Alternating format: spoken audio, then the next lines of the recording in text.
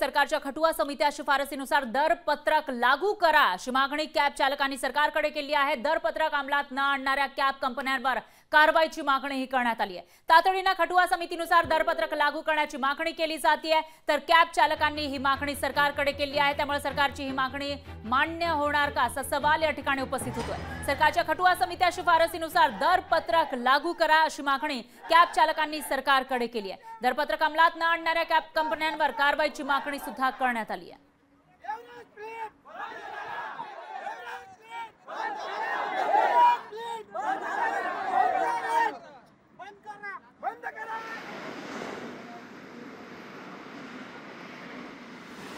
Loan साठी apply करतो, नवीन गाड्या घेताना त्यावेळेस सुद्धा आमच्याकडे हीनतेने बघितलं जातं की जसं काय आम्ही त्यांना गाड्या घेणारे पळून जाणारे लोन वगैरे रिपेमेंट करणार नाहीये। मग त्यामुळे आम्हाला निष्कारण फायनान्स कडे जावं लागतं, रेट ऑफ इंटरेस्ट आमचा जास्त येतो। मग तिथेही परत त्यांच्याकडनं होणारा जो त्रास आहे, एका दुसरा हप्ता टाकला की गाड्या ओढून देणं, आम्ही करायचं तर काय करायचं, आम्हाला न्याय हक्क का मिळत नाहीये। एवढ्या वर्ष झाले आम्ही रोडवर या लोकांना सर्व्हिस देतोय, तुमच्यासारख्या लोकांना आम्ही सर्व्हिस देऊन तुमचं जे काही काम आहे ते रात्रंदिवस आम्ही करून देतोय, तरी देखील आमच्या वाट्याला हे दारिद्र्य का? सरकारला हजार वेळा आम्ही विनंती करतोय, वेगवेगळ्या पद्धतीची निवेदनं आमच्या प्रत्येक व्यक्तीने दिलेली आहेत, तरी सुद्धा सरकारला जाग येत नाहीये। त्यामुळे आम्हाला म्हणजे अगदी नाइलाज असतो हा मोर्चाचं आयोजन करावं लागलं आणि आता या स्टेजला आम्ही आलोय। आम्ही हे सर्व जे कॅब चालक आहेत ते सर्व खेडेपाड्यातून आलेले आहेत।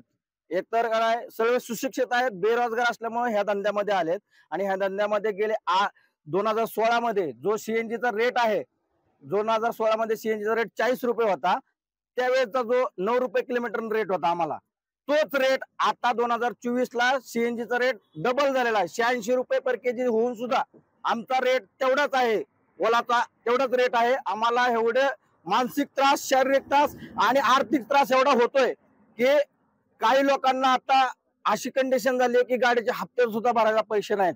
त्यामुळे आता सर्वसामान्य चालकाला फक्त एवढीच अपेक्षा आहे की आमचा रेट, आमचा हक्क आम्हाला मिळाला पाहिजे। तर कॅब चालक या ठिकाणी खटुआ समितीच्या शिफारसीनुसार दरपत्रक लागू करण्याची मागणी करतात, त्यामुळे कॅब चालकांची ही मागणी आता सरकारकडून मान्य केली जाते का ते बघावं लागेल। मात्र जर ते दर लागू केले तर सामान्यांना महागाईचा फटका बसण्याची शक्यता ही वर्तवली जाते। त्यामुळे आता सरकार नेमका काय निर्णय घेणार याकडे लक्ष आहे।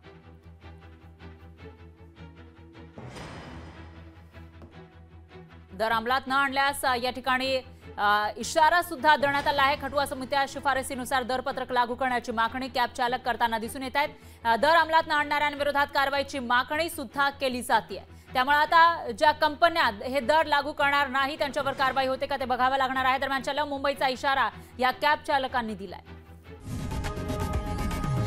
लोकशाही मराठी ऐका, पहा, जागरूक रहा।